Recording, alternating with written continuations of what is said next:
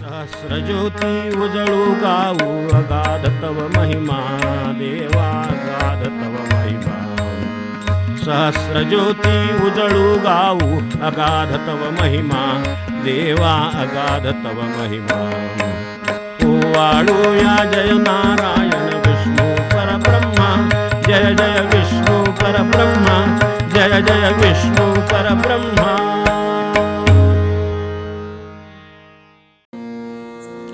यस्य स्मरणमात्रेण जन्मसंसारबन्धनात् विमुच्यते नमस्तस्मै विष्णवे प्रभविष्णवे. नमः समस्तभूतानां आदिभूताय भूर्भुवे अनेकरूपरूपाय विष्णवे प्रभविष्णवे. व्यासानि प्रेरिले देवे मानते पूज्यादि चित्तसिद्ध्यर्थचिन्तूया अल्पत्यातील प्रत्ययी. ओम नमो भगवते वासुदेवाय.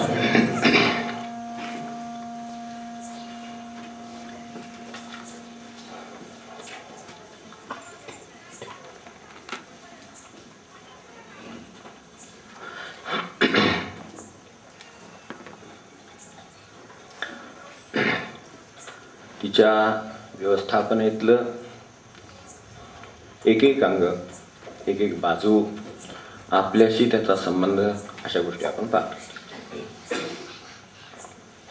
त्यात सगळ्या व्यवस्थेमध्ये नेहमी क्षमेला स्थान असतं. त्याचा आपण याच्या मागच्या शनिवारी विचार केला. त्याच्या मागच्या आपण साधी क्षमा करीत असू तरी परमेश्वराचंच काम करीत आहोत असं समजायला हरकत नाही. क्षमा जरी साधी करीत असू तरी ते परमेश्वरी काम आहे असं समजायला हरकत नाही. कारण परमेश्वर स्वतः क्षमणाम वराह आहे. आपण पुढे बघून चालतो, मागे बघून चालत नाही. तेव्हा कोण क्षमा करीत नाही याचा आपण विचार न करता कोण क्षमणाम वराह आहे तिकडे बघून चालतो यासाठी विष्णू सहस्त्रनाम उपयोगी पडतं. तर क्षमणाम वराह आता एक आहे, पुढे बघून चालताना नजर पुढे असते पण पायाखाली पण बघावंच लागतं. असंही करू नये की क्षमणाम वराह आहे, तो सगळं पोटात घालायला तयार आहे म्हणून आपण कुठलाही केवढाही घास त्याला घालायला द्यावा, गिळावा, लावावा असं मात्र करू नये. कारण तो क्षमा करणार म्हणजेच आम्ही क्षमा मागण्यासारखी कृत्य करणार. तरी क्षमा कशाची करायची?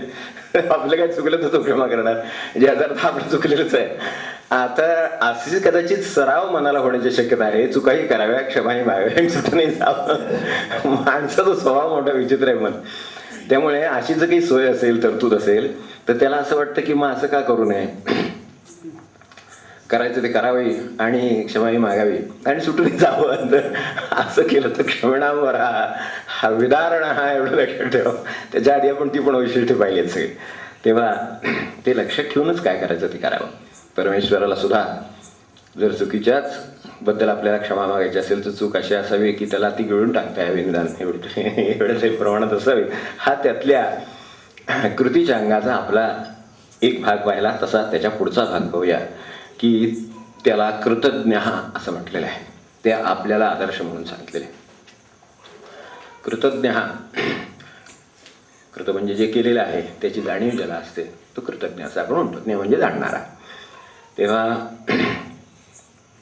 परमेश्वर कृतज्ञ आहे. तो कृत म्हणजे केलेलं जाणतो. आता आपण केलेलं तो जाणतोच. आपण जे जे काही हालचाली करतो आहोत, जे जे कृती करतो आहोत, जे जे व्यवहार करतो आहोत, जी वाचा वापरतो आहोत, काय जो आपण प्रपंच करीत असू, काय परमार्थ करीत असू, त्या सगळ्याची जाणीव त्याला आहे. आणि कृतज्ञता हा गुणामध्ये अत्यंत मनोहर गुण आहे. जसं क्षमा हा अत्यंत सुगंधी गुण आहे. क्षमेसारखा सुगंध नाही कशाला. तर तसं कृतज्ञतेसारखा गुण हा एक मनोहर आहे, मनोहर गुण आहे.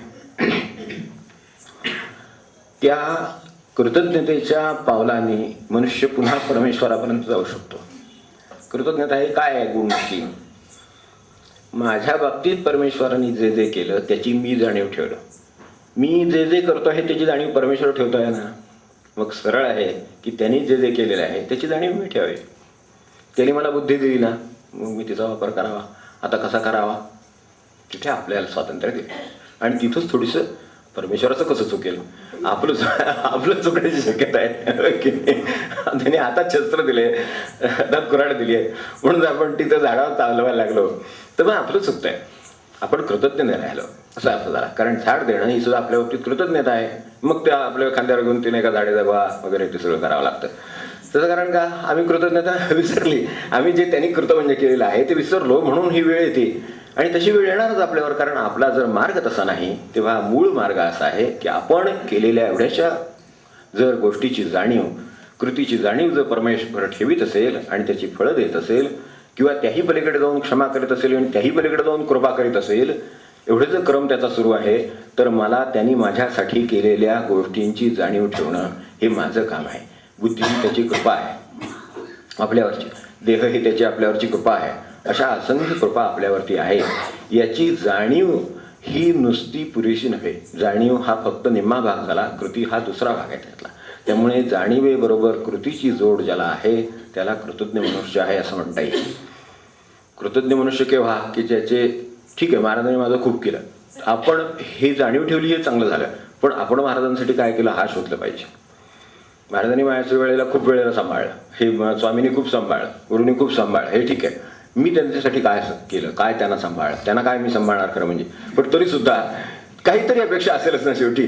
तर ती मी काय पुरी केली. यस्य स्मरण मात्रेण जन्म संसार बंधनात. मग तेवढं तरी मार्ग देऊन ठेवलाय. विधान जाणीव तरी ठेवली, ती व्यक्त तरी केली, ती नामाच्या मार्गाने केली. म्हणून आम्ही कृतज्ञतेची एक जाणीव ठेवण्याचा मार्ग आहे खरं सांगायचं तर. तेव्हा कृतज्ञतेच्या पावलाने आपण आपल्या कर्मांच्या पावलांनी परमेश्वरापासून दूर आलो, कृतज्ञतेच्या पावलांनी परमेश्वरापर्यंत परत जाता येतं. हा कृतज्ञतेचा आपल्याला उपयोग आहे. तेव्हा तो जाणीव, एवढ्याशा कृतीची सुद्धा भगवंताला जाणीव आहे. एवढं म्हणून आपले शिळे सुकलेले पानही चाले. ते जे आहे आपण वाचतो, नवा अध्याय समोर आपण वाचतात आणखीन स्पष्ट होते. तर ज्याला शिळ सुकलेलं पान चालतं होय की नाही, आपल्याला ज्या पानात वाढलंय ते शिळ सुकलेलं सुद्धा चालत नाही. आता पानात वाढायची वेळच येत नाही कोणामध्ये.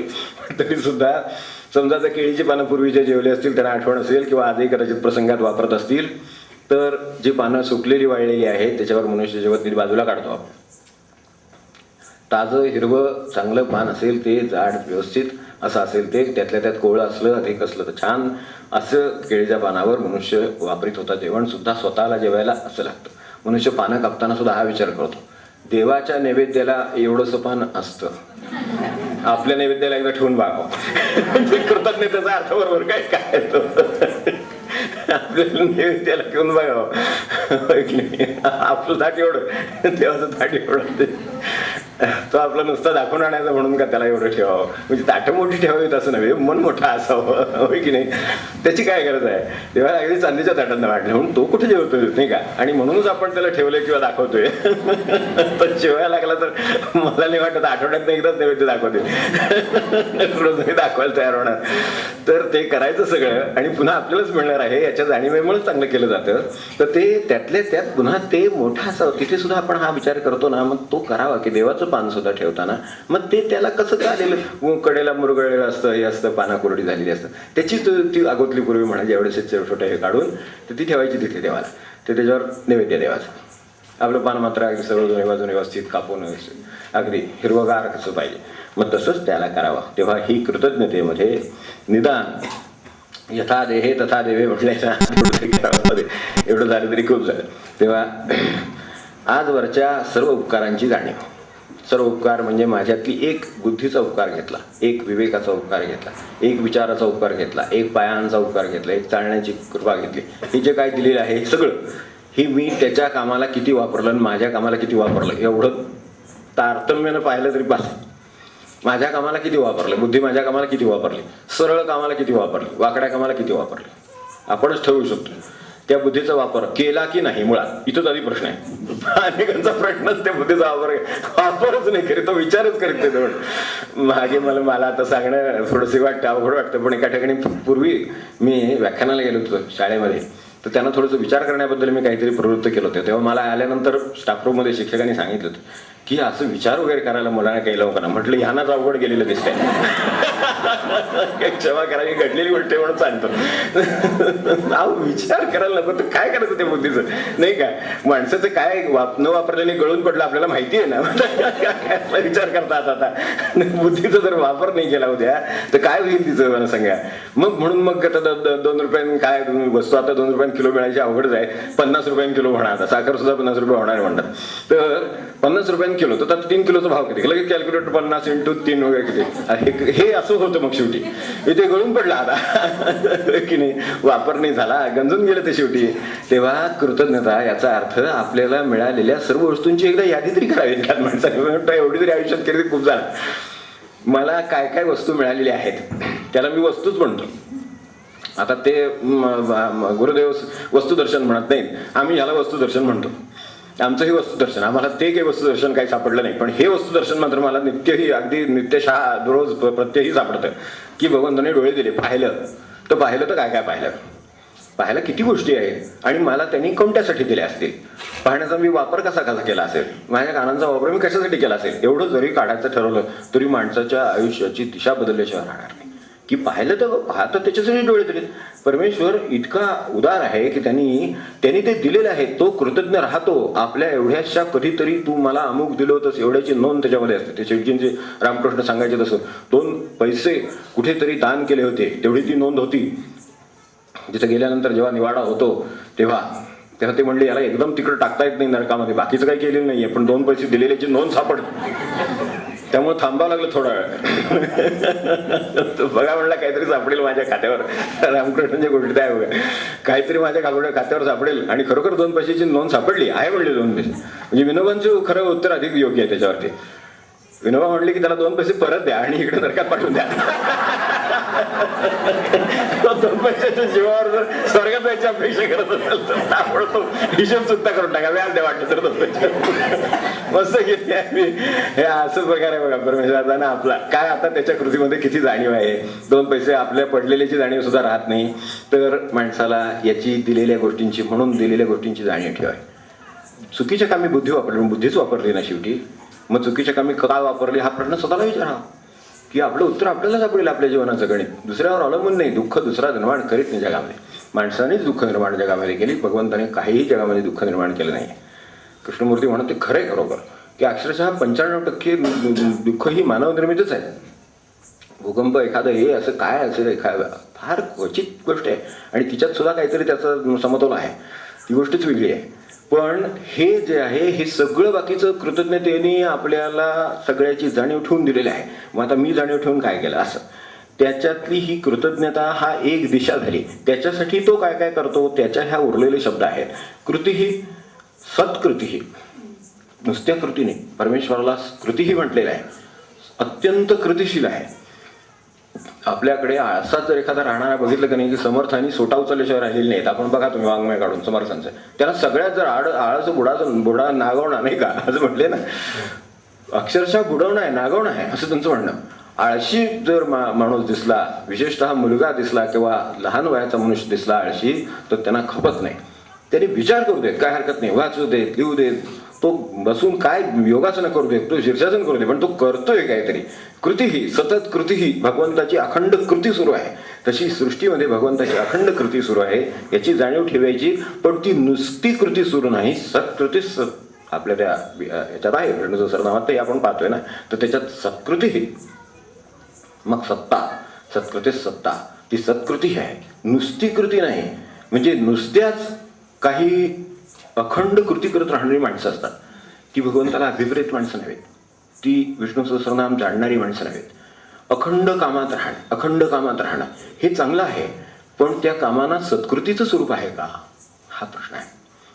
अखंड चालत राहील, तो कुठे ते जात राहीलच, पण त्याला ध्येय आहे का, ते ध्येय चांगलं आहे का, मग त्याची ती सत्कृती होईल. त्यासाठी चालणं हेच सन्मार्गाचं चालणं झालं. सत्कृती हे सन्मार्गाचं चालणं आहे.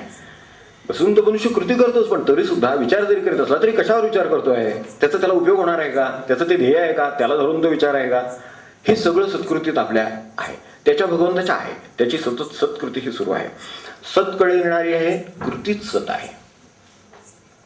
म्हणजे फार मोठं मी अपेक्षा करीत नाही किंवा म्हणत नाही, पण निदान सारासार विचार करून कृती करतं.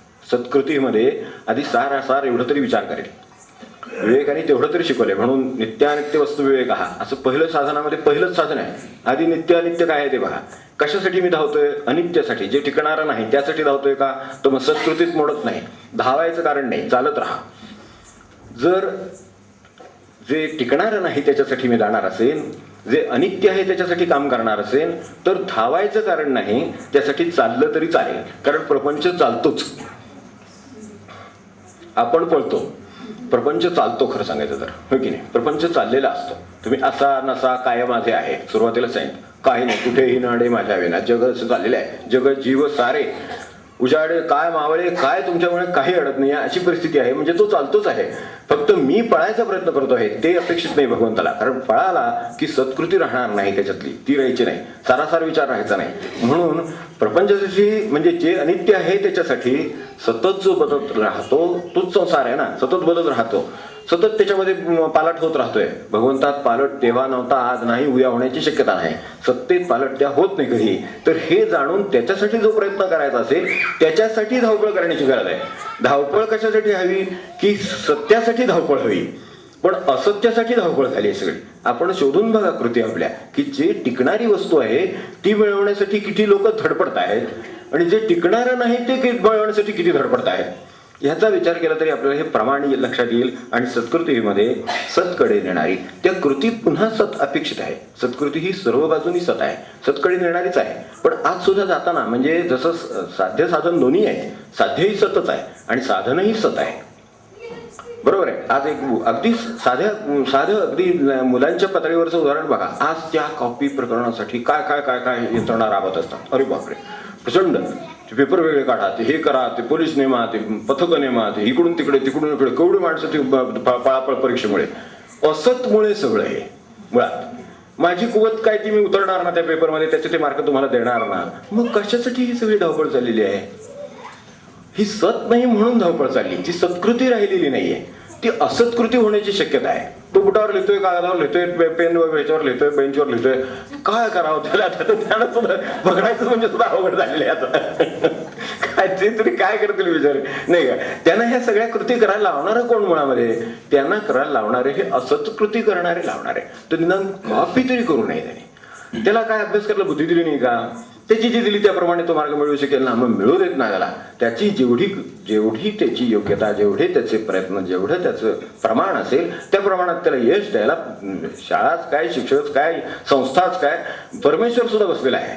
तर मग ते स्वीकारायला त्याला अडचण काय हवी? ते हे सगळे उलटे सुलट का करावं लागावं त्याला? असत्कृतीचं प्रेम झालं. सत्कृतीने मी केलेलं नाहीये आणि मला ते मिळवायचं आहे.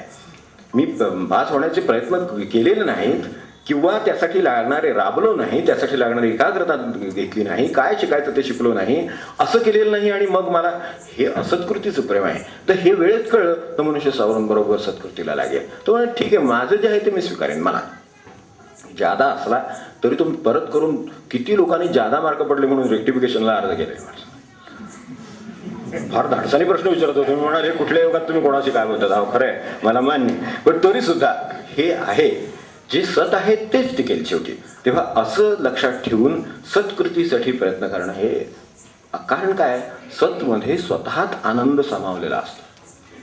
सतमध्ये जे आपण जे सच्चिदानंद म्हणतो ना, ते भगवंताचं स्वरूप आहे म्हणतो ना, त्यातली चित्त आणि आनंद हे त्यात सामावलेले असतात. त्याचं विवरण आत्ता करीत नाही, पण एवढं लक्षात ठेवायला हरकत नाही की आपली शुद्ध जाणीव आणि शुद्ध आनंद हे त्या सत्वर अवलंबून असतात. तेव्हा त्याची उपासना ही आपल्याकडे उपासना खरी सांगितलेली आहे. बाकीच्या उपासना आपापल्या मनाप्रमाणे तुम्हाला करायच्या त्या करा. भगवंत फक्त सतरूप आहे.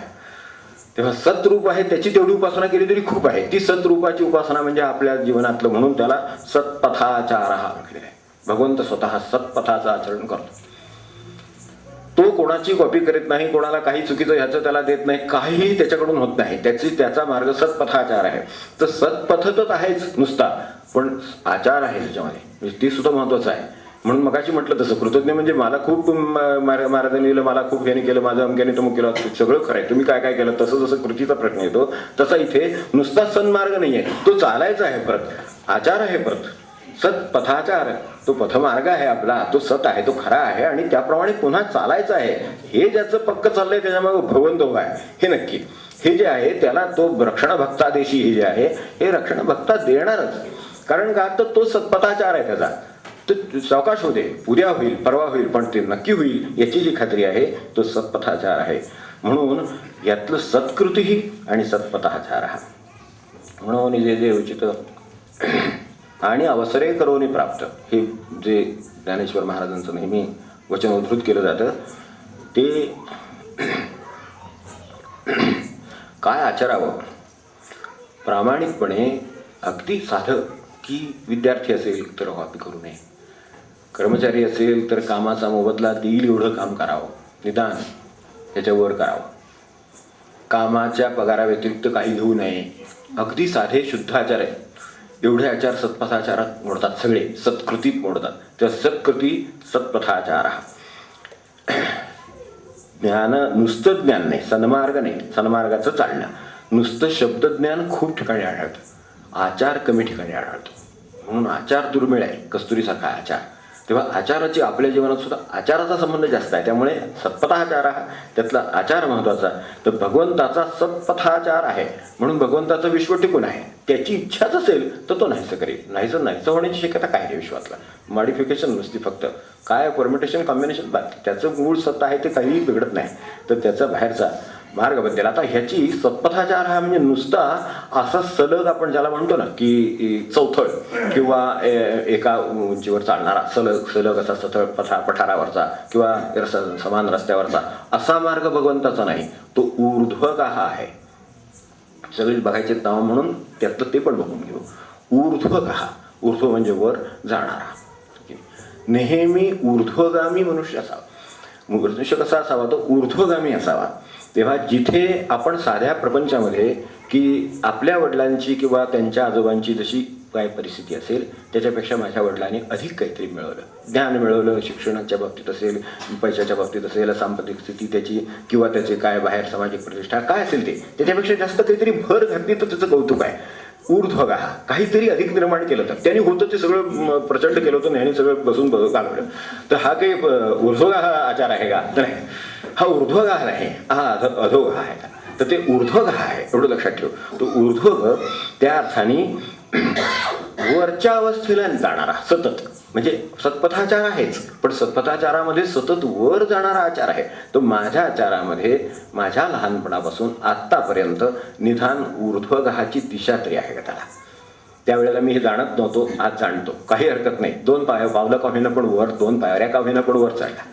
एक सज्जनगड आहे, काय 750 पायऱ्या आहे, तर 4 पायऱ्या तरी चढलावर, 5 पायऱ्या तरी चढला. समर्थांच्या पासून आता 700 पायऱ्यावर आहे, आता 650वर आहे, आता 600वर आहे, काय असेल ते. अशा तऱ्हेनं ऊर्ध्वगाह आहे, तो कधीतरी तिथपर्यंत जाईल. तसा भगवंतापर्यंत जायला ऊर्ध्वगाह, भगवंताची ऊर्ध्वगामी कृती आहे कायम. तो परमेश्वर नेहमी तुम्हाला वर नेण्यासाठी धडपडतोय, खाली नेण्यासाठी काही धडपडावं लागत नाही. सोडून दिलं की खाली. वस्तूवर न्यायला जोर लागतो फेकायला. चेंडू आकाशात मारायला कष्ट आहे, सोडून द्यायला कष्ट नाही. नुसतं वर आले की म्हणून अपयशाला कष्ट नाही आहेत, यशाला कष्ट आहेत. यश ऊर्ध्वगाह आहे, तिथे कष्ट आहेत. तेव्हा भगवंताची स्वतःची जी यंत्रणा आहे ती सुद्धा अशा तऱ्हेनं चाललेली आहे, ती इम्प्रूव्हमेंटकडे सतत जाते. म्हणून भगवंताने आपल्याकडे 10 अवतार आहेत ना, ते केवळ मानवाच्या ह्या सगळ्या उत्क्रांतीची लक्षणं आहेत, दुसरं काही नाही. आपण जे मत्स्यकूर्म म्हटलं तसे पहिल्यांदा पाण्यातले, नंतर मग सरपटणारे, हे क्रम आहे सगळा, सरळ उत्क्रांतीचा क्रम आहे. तो फक्त दशावतारांच्या भाषेत सांगितला एवढंच. मग हे कसं आहे, हे उत्क्रांत होत जाणार आहे सगळं, की त्याच्यापासून ते, त्याच्या पुढचं ते, त्याच्या पुढे हे, मग आता तो 4 पायावर, मग तो आता उभा, मग 2 पाय 2 असा करत तो हा सर्वात निर्माण केला. तो सर्वात ऊर्ध्वा हा गेल्यानंतर सृष्टीतलं निर्माण झालं ते आपण. आता असे आपण आहोत का हे आपण पुढे विचार करायचा की नाही. ते आपल्याला जबाबदारी आली आता की ते सरपटणारे होते, ते 4 पायावर चालणारे होते की नाही, ते पाण्यात पोहणारे होते, त्याला काढून बघा बाहेर जमते का राहायला, नाही जमत. इतका तो परावलंबीन साधा जीव आहे. त्यांनी सुद्धा निर्माण करताना अत्यंत कमी अवस्थेतला काय निर्माण केले तर ते निर्माण केले, ते सतत लटपटत त्या पाण्यामध्ये आपण बघितलं असेल. तर तशी अवस्था आहे. तर त्याच्याऐवजी इकडे पृथ्वीवर फिरू शकणारा प्राणी आहे, त्याला पाय, तिथे पाय नाही आहेत. ते नुसतं पाण्यामध्ये फिरत असतो मासा इकडे तिकडे, हो की नाही. कुठे पाय दिसतात आपल्याला, काय नाही त्याचं दिसत. ते नुसतं पाण्यात घेतो, बाहेर टाकतो. बघितलं असेल माशाची हालचाल तर आपल्या लक्षात येईल की सृष्टीमधली किती पराधीन अवस्था आहे ती तशी. त्याच्याकडून स्वाधीन अवस्थेकडे त्याला नेला. तर ती सर्वोच्च स्वाधीन अवस्था ही यंत्रणा निर्माण झाली माणसाची. तेव्हा त्याचा ऊर्ध्वगाहा हा जो सत्पथाचार आहे तो ऊर्ध्वगाहा आहे तो तसाच चालू आहे. त्यातली सर्वोच्च निर्मिती आपण. त्या दृष्टीनं पंचमहाभूतांची सुद्धा नेहमी हे आता ऊर्ध्वगामीबद्दल एक शब्द फक्त स्पष्ट करतो आणि पुढे जातो की ऊर्ध्व याचा अर्थ वर जाणारा जसा आहे तसा परिपक्वतेकडे नेणारा असा आहे. तो पण लक्षात ठेवू. आपल्याकडे पंचमहाभूत आहेत. आता उदाहरण म्हणून ती महाभूत सांगते. महाभूतांच्या बाबतीत अग्नीच्या ज्वाळा खाली जात नाही कधी, अग्नीच्या ज्वाळा वर जातात नाही. हे खरं. आपण जरी काड्यापेटी जरी पेटवली आणि जर बेसावत असलो आपला हात भाजतो म्हणजे वर जाते ती, खाली नाही जात. जी आता हात भाजेल ती तिकडं चालली आपल्या ज्वाळा खाली, असं नाही होत. तेव्हा पृथ्वीची जी आपल्या पृथ्वीपासूनची जी तत्व आहेत त्यामध्ये पृथ्वी ही नित्य ती आहे. पण कशी आहे तर अधोस्थित आहे, नित्य अधोस्थित आहे. पहिलं तत्व आहे त्याचं अगदी अधोस्थित आहे पृथ्वी आहे. त्यातलं आप आहे पाणी ते अधोगामी आहे. पाणी उसळून येतं, जमीन उसळून येत नाही, पाणी उसळून येतं. ते ऊर्ध्वगामीची सुरुवात आहे ती. तर ते पाणी आहे ते उसळून येतं, ते अधोगामी पण होतं. त्याला दोन्ही दिशेचं ते त्याच्यावरचं आहे, ते पृथ्वीच्या वरचं आहे. ते वरही उसळी मारतं आणि ते खाली पण जातं. ते पृथ्वी नित्य स्थिर आहे. जमीन काय जी आहे ती नित्य एका ठिकाणी थांबलेली आहे. जे पाणी आहे ते त्याच्यापेक्षा वरचं आहे. ते जलतत्व आहे त्याला अधिक थोडं ऊर्ध्वगामी आहे सगळा प्रवास. त्यामुळे अधिक वरची क्षमता त्याला दिली. त्याला उसळी मारण्याची क्षमता दिली आणि त्याला खाली पण पडण्याची क्षमता दिली. त्यामुळे हे पाण्यामध्ये आहे. पण त्याच्या पुढच्या जो वायू आहे किंवा अग्नी आहे, त्याच्यानंतरचा जो अग्नी आहे त्या अग्नीमध्ये मात्र सतत ऊर्ध्वगामीच दिशा दिलेली आहे. त्याला कधी खाली अग्नी जाऊन काही करीत नाही. कुठेही पेटवा, कधीही पेटवा, ज्वाळा पटकन वर जाते. तेव्हा तिथे हे जे ऊर्ध्वगामी आणि अधोगामी हे ज्या दोन म्हणजे वर आणि खाली जाण्याच्या ज्या क्षमता मधल्या तत्वामध्ये होत्या त्यातली खाली जाण्याची क्षमता काढून घेतली. आता फक्त वर जाण्याची क्षमता राहिली. म्हणून आपलं अग्निकुंड पेटलेलं असतं, जाळावरती जात असतं. तुम्ही गॅस लावला तरी जाळावरती जातात. आता फक्त ऊर्ध्वगामी स्थिती राहिली. वायू सर्वत्र गो महान. वायूच्या बाबतीत मात्र कुठेही कधीही कुठे काही करेल म्हणजे त्याच्यावरचे सर्व ह्याच्या मर्यादा काढून टाकले. वायू आकाशापर्यंत प्रवेश आहे, अग्नीला तिथपर्यंत नाही. जेवढा किती त्याची ताकद आहे, काय पेटवलंय, केवढं पेटवलंय त्याच्याप्रमाणे तो राहील. तेव्हा त्याचा मार्ग हा अशा तऱ्हेनं जाणार आहे. तो खाली राहतो. ह्याचा संबंध आपल्या ऊर्ध्वगामी संबंधाच्या अर्थाशी आहे म्हणून मी हे उदाहरण सांगितलं फक्त, बाकी काही नाही. हे झालं, तो वर चालला. आता त्या वायू सर्वत्र गो महान सगळीकडे जाणार आहे.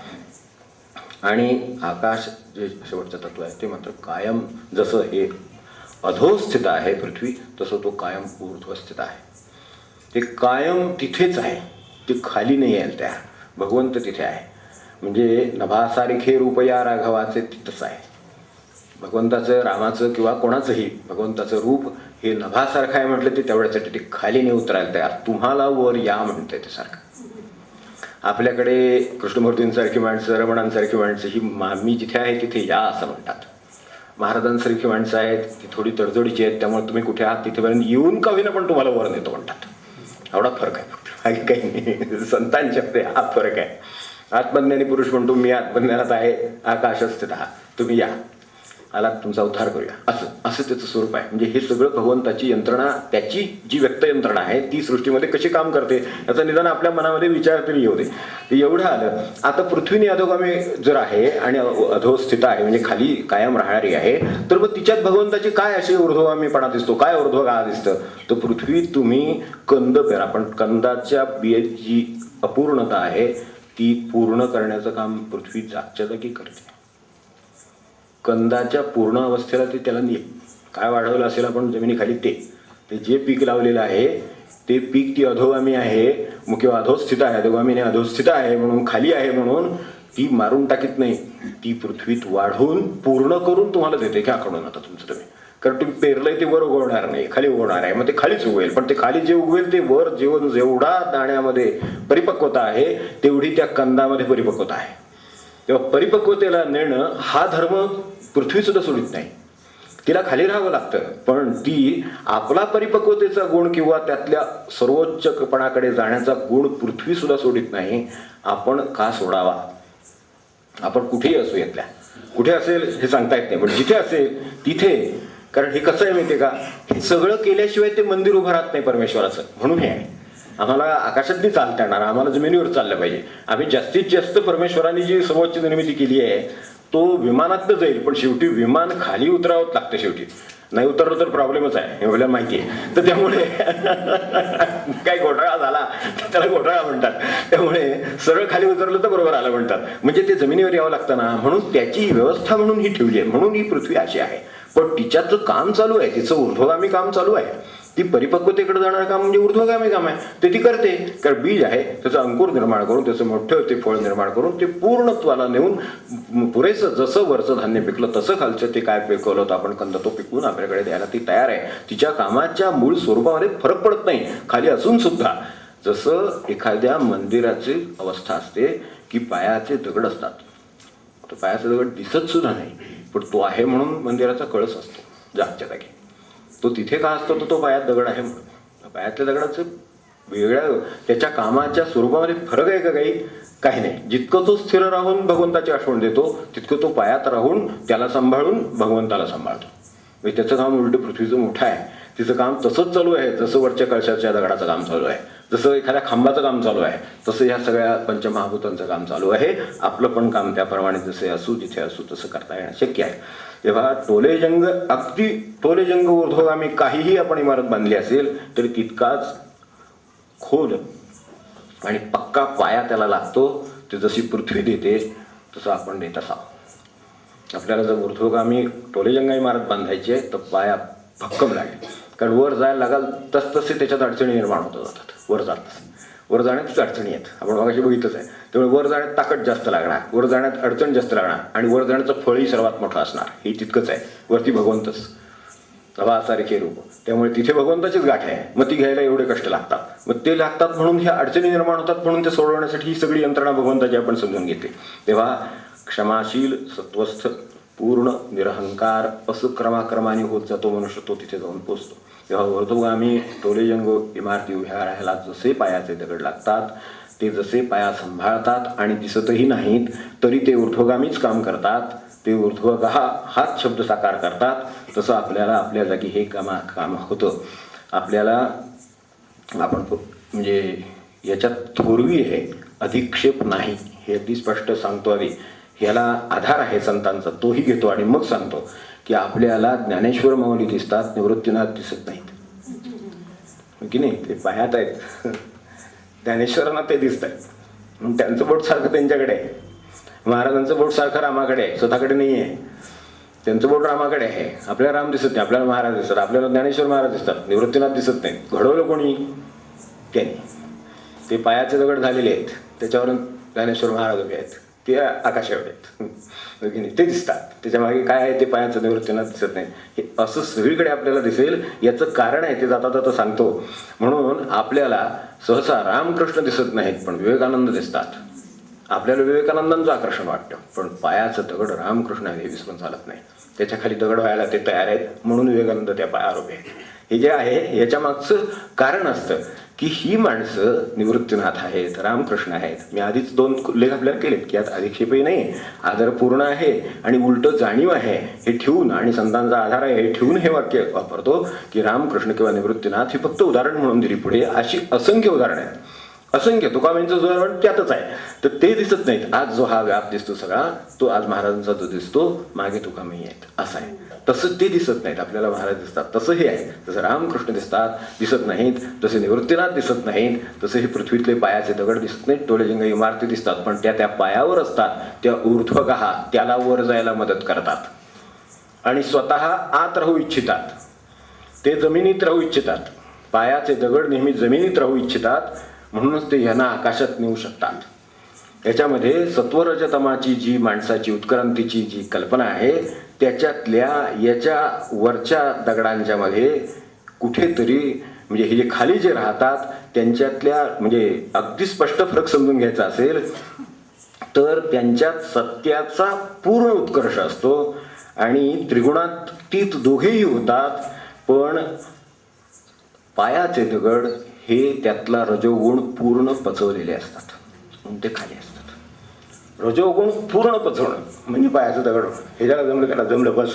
त्याला विष्णू जसं राम कळलं आणि ऊर्ध्वगाह म्हणजे काय पण ते पण कळलं आणि ह्यात मोठे पण कोणाचे ते पण कळलं आणि जे दिसतं त्याचंही लहानपण नाही हे कळलं, त्याच्या कार्याचंही स्वरूप कळलं. आता आपण काय शिकायचं ते बघूया साधकांसाठी. आता हे सगळे 4-5 शब्द नामं आपण पाहिली. त्यांचं पावित्र्य आपल्याला समजव, त्याचे आपल्याला संदेश काय तो समजू, तेव्हा आयुष्याकडे कॅज्युअली बघू नये. कॅज्युअल अप्रोच म्हणतो ना आपण, कॅज्युअल अप्रोच आयुष्याचा ठेवूच नये. प्रत्येक क्षणाला महत्त्व आहे. कारण परमेश्वराने कृतज्ञतेने तुम्हाला ते दिलेलं आहे, मला ते त्याच्यापेक्षा जास्त कृतज्ञतेनं वापरलं पाहिजे. ह्यासाठी कॅज्युअली 1 दिवस मिनिट सुद्धा मला माझ्या दृष्टीनं महत्त्वाचं आहे. ते त्या कामी लागते का, तेव्हा एवढं जर आपण लक्षात ठेवलं तरी चालेल. दुसरी गोष्ट, मग मिनिटा भगवंताची कृती सत्कृती असते याचं भान ठेवून माझ्या कृती मला करता येतील का. जास्तीत जास्त सत्कृती, जास्तीत जास्त सत्पथाचार आहे. तेव्हा तो जो आयुष्याचा आचार आहे तो कृतज्ञतेचा पाया घालून मला करता येतो का, आणि तो जर करता येत असेल तर तो होतोय का नाही बरोबर बघायला आपलं लहानपणापासूनचं, जसे आपण आज या वयात ज्या वयात असाल त्यापर्यंतचं सर्व जीवन आपण तपासलं तर मग त्याच्यात ते आपलं शिक्षण असेल, आपलं नोकरी असेल, व्यवसाय असेल, काय आणखीन सामाजिक काम असेल, काय असेल त्याच्यात, त्या सगळ्यात याचं परीक्षण बसवावं. हे सत्पथाचारामध्ये आहे काही माझ्या अहंकाराचं किंवा कशाचं अभिव्यक्ती आहे. अहंपूर्तीच्या कृती कल्पना, आपण गेल्या वेळेला अभंग पाहिला ना, अहंपूर्तीची कल्पना नसावी, भगवंताचं काम करण्याची कल्पना असावी. त्या दोनमध्ये फरक आहे. तर त्यामुळे तसं आपलं होतंय का हे बघावं. त्यातून आणखीन काय करता येण्यासारखं आहे, तिसरं चौथं आपण पाहू. तर यातून मला असंख्य कृती करता येण्यासारख्या दिसतील की बारीक सारीक सुद्धा, अत्यंत घरातल्या अगदी उठल्यापासून त्या ते अंथरूण गोळ्या करण्यापासून, काय झटकण्यापासून, इथपासून सुरुवात आहे त्याच्या कृतींची. तो रात्री काय पथारे टाकेल तिथपर्यंत असंख्य कृती आहे. या प्रत्येक कृतीमध्ये त्याला भगवंताच्या कृतीचं वैशिष्ट्य, त्याची पद्धत, त्याचा सत्पथाचार, त्याचे ऊर्ध्वगामित्व, हे सगळ्याचा विचार करून मला माझ्या कृती ठरवता येईल. ह्यात अजून तोंड उघडलेलं नाही. वाचे तर सगळ्यात मोठी देणगी आहे भगवंताने दिलेली. ते उघडताना तर 10 वेळा विचार करेन मी भगवंताच्या बाबतीत. ते उघडताना मला 10 वेळा विचार करायला लागेल आणि शब्द बाहेर पडताना त्याचा विचार करून बाहेर पडेल. भगवंताचा शब्द कसा बाहेर पडतो आहे, माझा कसा बाहेर पडतो आहे. इथे जरी लावलं तरी फिल्टरचं काम केल्यासारखं काम होईल. तर हे साधकाला आपल्याला करता येण्यासारखं आहे, एवढंही करू शकू. आणि कृतीना सत्कृतीचं किंवा उचित किंवा प्रामाणिकपणाचं निदान, अगदी सत्याचं साधं स्वरूप म्हणजे प्रामाणिकता.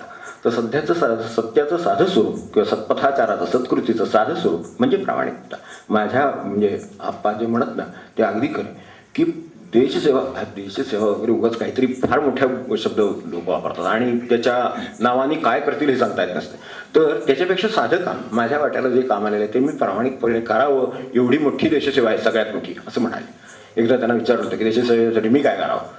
तर मी काय करणार, कोण काही बंदूक घेऊन तिकडे जाऊन लढायला लागलं नाही किंवा आणखीन काय करायला लागले नाही, काय नाही. त्याच्यात त्याची आपली जीवनं जशी चालली आहेत त्याप्रमाणे जे असतील कोणी जाणारे जातील. पण त्याच्यात सर्वसामान्य मनुष्य काय करेल, आहे त्या ठिकाणी त्याचं काम प्रामाणिकपणे करेल. याच्यासारखी देशसेवा नाही दुसरी. ती एवढी केली तरी आपल्या दृष्टीने खरी देशसेवा आहे असं आप्पावणात ते अगदी खरं आहे. तर तशी त्याची दिशा असावी, तर ऊर्ध्वगामी असावी.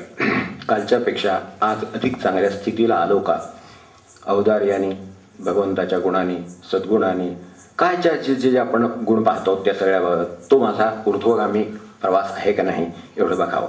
कालच्यापेक्षा जसं आपण मुलाला म्हणतो गेल्या वेळेपेक्षा जास्त मार्क पडले का, ठीक आहे, काहीतरी चांगले प्रयत्न केलेस असं दिसतंय, तुझी बुद्धिमत्ता आहे, काय 80-90 काय जे असेल ती.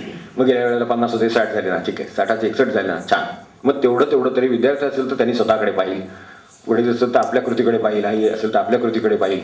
काय अगदी स्वयंपाक सुद्धा कालच्यापेक्षा माझा आजचा पदार्थ चांगला आहे ना, करतो तो, यात सुद्धा माझी ऊर्ध्वगामीपणा दिसतो. ऊर्ध्वगाह हा भगवंताचा गुण अंमलात आणण्याचा प्रयत्न दिसतो, तो दिसावा. तो दिसला तरी सुद्धा आपण चांगल्या प्रकारात राहू आणि ह्या सगळ्या नामांचा उपयोग होईल. उपदेश, वाचन किंवा गायन, प्रवचन, काय जे आपलं चाललं असेल, चर्चा, काही स्वरूपाचे आपण दिवसभर कामं करत असतो. या सगळ्यामध्ये सत्पथाचार अधिक मोलाचा आहे एवढं लक्षात ठेव की जो मार्ग सन्मार्ग कळलेला आहे तो मला चालता किती येतो हे जास्त महत्त्वाचं आहे. मला मार्ग किती माहिती आहेत हे महत्त्वाचं नाही आहे. मला मार्ग किती चालता येतो, सत्पथाचार किती करता येतो, त्या मार्गाने जाता किती येतं ते त्यावर खरं अवलंबून आहे. त्यामुळे मी 2 पावलं पुढे गेलो असेल तर जास्त महत्त्वाचं आहे. जागेवर बसून हा रस्ता 4 पावलाचा आहे सांगण्यात काय अर्थ नाही आहे, हो की नाही. जागावर बसून हा रस्ता जायला मार्ग किती आहेत आणि त्याचं कसं काय हेचा उपयोग नाही. त्याच्यापेक्षा 2 पावलं चाला, हो की नाही. वडिलांना ते पाणी म्हणतात तर पाणी त्यांनी अर्ध भांड दिलं तर अधिक बरं आहे.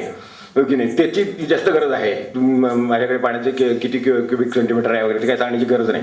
ते नुसत्याच्यापेक्षा 2 क्युबिक सेंटीमीटर पाणी मिळालं तर ही गरज आहे त्याची. तर ते जे घोटभर पाण्याची जास्त गरज असते तसं हे सगळं आहे काम. तर तसं मला ते आचार म्हणजे त्याच्यामध्ये ते म्हणायचं आहे की त्या आचरणावर त्यांचा भर आहे, भगवंताचं स्वतःचं आचरण सुरू आहे. तेव्हा त्याच्यानंतर ही जी सत्ता आहे, आता तिच्याबद्दल आता पुढच्या वेळेला बघूया. सत्कृती सत्ता त्याच्याबरोबर येते, तर तिच्या सत्तेबद्दल भगवंताच्या आपण पुढच्या वेळेला बघू. आता फक्त आपल्याला जेवढे ऊर्ध्वगामी आणि सत्पथाचार आहे एवढे जरी आपल्याला अंमलात आणले तरी पुरे. ही ओढ कुठून तू लावियली ही ओढ कुठून तू लावियली भक्तीची, हे भाग्य उजळले जागतिली देवाची, हे भाग्य उजळले जागतिली देवाची, या भक्त जगती रक्षण भक्ता देशी, या भक्त जगती रक्षण भक्ता देशी, भक्ता देशी. जय पांडुरंगा विठ्ठला सखया, जय पांडुरंगा विठ्ठला सखया. ये अपात्र कुणी वा पात्र तुझ्या पायाशी, ये अपात्र कुणी वा पात्र तुझ्या पायाशी, तू दर्शन मात्रे स्मरणे पावन करिशी, तू दर्शन मात्रे स्मरणे पावन करिशी. जे प्रेमळ दुर्लभ संत हृदय तू धरिशी, जे प्रेमळ दुर्लभ संत हृदय तू